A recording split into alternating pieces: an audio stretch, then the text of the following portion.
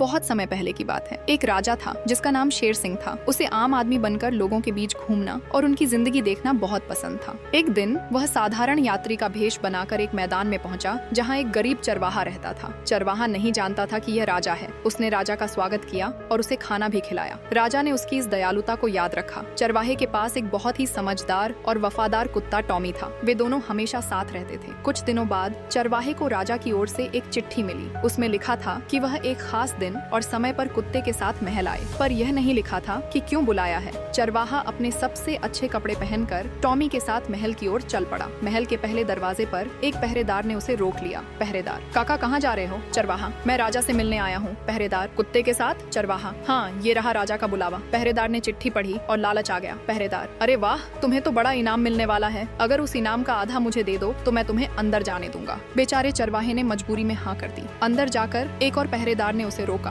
उसने भी वही सवाल पूछे और चिट्ठी पढ़ते ही वह भी आधा इनाम की बात की। चरवाहे के पास कोई विकल्प नहीं था। उसने उसे भी आधा इनाम देने का वादा कर दिया। अब चरवाहे के लिए कुछ भी इनाम नहीं बचा था। चरवाहा बड़े महल के हॉल में पहुंचा। चारों ओर रईस लोग बैठे थे। प्लेटें, कांटे, चाकू और चम्मच सजे थे। लेकिन जब चरवाहा बैठा उसने देखा कि उसके सामने चम्मच ही नहीं रखा था। राजा ने अपना चम्मच उठाया और कहा, सभी लोग सुने, जो भी अपना सूप खत्म नहीं करेगा वह कुत्ता है। सब लोग तुरंत चम्मच से सूप पीने लगे। चरवाहा परेशान था। बिना चम्मच के वह सूप कैसे पिएगा? तभी उसे याद आया, उसके घर पर भी चम्मच नहीं थे। उसने एक चतुर तरीका निकाला। उसने रोटी का कड़ा बाहरी हिस्सा निकाला, उसे खोखला किया और उसे चम्मच की तरह इस्तेमाल किया। धीरे धीरे उसने पूरा सूप खत्म कर दिया। सब लोग हैरान होकर उसे देखने लगे। चरवाहा मुस्कुराया और बोला, महाराज, आपने कहा कि जो सूप खत्म नहीं करेगा वह कुत्ता है, तो मैं भी एक बात जोड़ता हूँ, जो अपनी चम्मच खत्म नहीं करेगा वह भी कुत्ता है। और फिर उसने उस रोटी चम्मच का एक बड़ा निवाला खा लिया। हॉल में हंसी फूट पड़ी। राजा बहुत खुश हुआ और बोला, बोलो चरवाहा, क्या इनाम चाहिए? महाराज, मुझे 50 डंडे चाहिए। राजा चौंक गया। 50 डंडे? मैं तो तुम्हें इससे भी बड़ा इनाम देना चाहता था। चरवाहा बोला, जब मैं यहाँ आया पहले पहरेदार ने मेरा आधा इनाम मांगा, फिर दूसरे पहरेदार ने बाकी आधा ले लिया, तब मेरे पास क्या बचेगा? तो कृपया पहले पहरेदार को 25 डंडे और दूसरे को 25 डंडे दीजिए। राजा सब समझ गया। चरवाहे की चालाकी भी समझ आई और दोनों पहरेदारों की लालच भी, और इस तरह न्याय हो गया।